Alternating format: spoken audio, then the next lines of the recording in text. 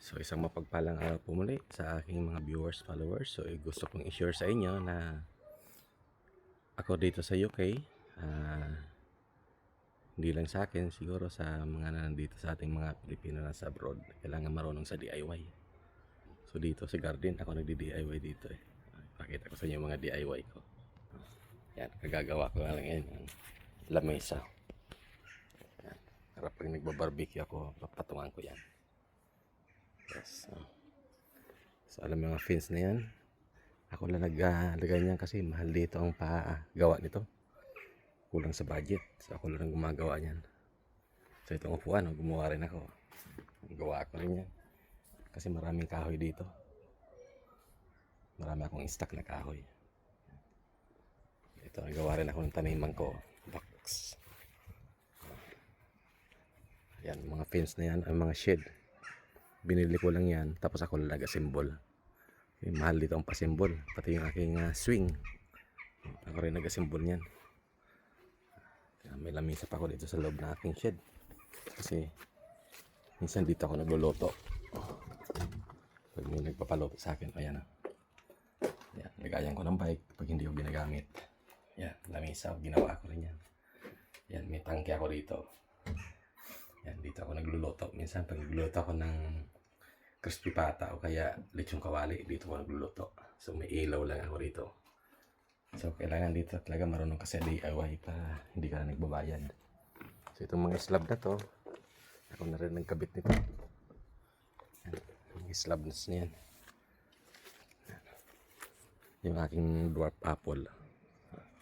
Ang daming bunga. Dwarf lang yan, ha? Mataas pa ako eh. Ay, yung mga slabs na yan, wala nagawa niyan. Yan. Ito lang minsan, kagagawa ko lang ngayon, katatapos ko lang. Marami kasi akong stock na kahoy dito eh. Ito mga slabs na to, ako rin na nagkabit nito. So, ayan, mga patungan ko ng halaman. So dito, kailangan ka talaga marunong mag-DIY kasi kung hindi ka marunong mag-DIY, puro ka bayad pakabit ng mga ganyan, mahal. So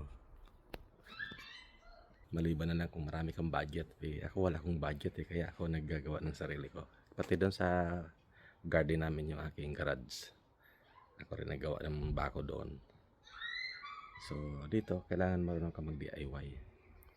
So kahit sa loob ng bahay, yung pagpintura, ako na rin nagpipintura kasi mahal ang pabayad niyan eh.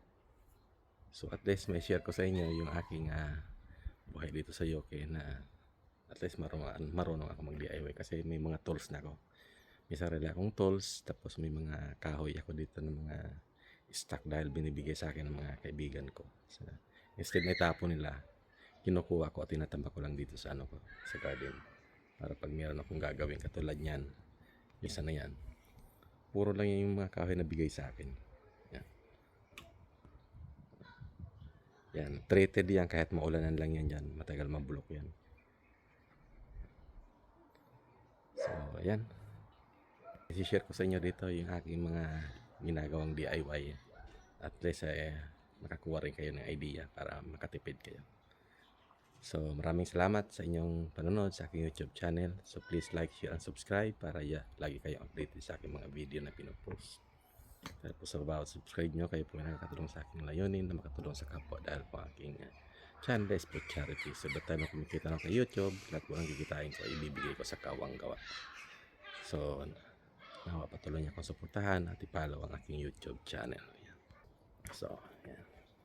Ito lang yung aking garden dito. Malawak din to kaya so ako lang nagmi-maintain ng aking garden kasi mahal ang ma-maintain. So ayan, naglagay din ako ng box ng aking saksakan para waterproof siya. Tapos yung aking top dito sa garden, so, ako rin nagkabit niyan. So lahat ginagawa ko, pati gardening, mga halaman. So, maraming salamat sa inyong panonood. God bless po.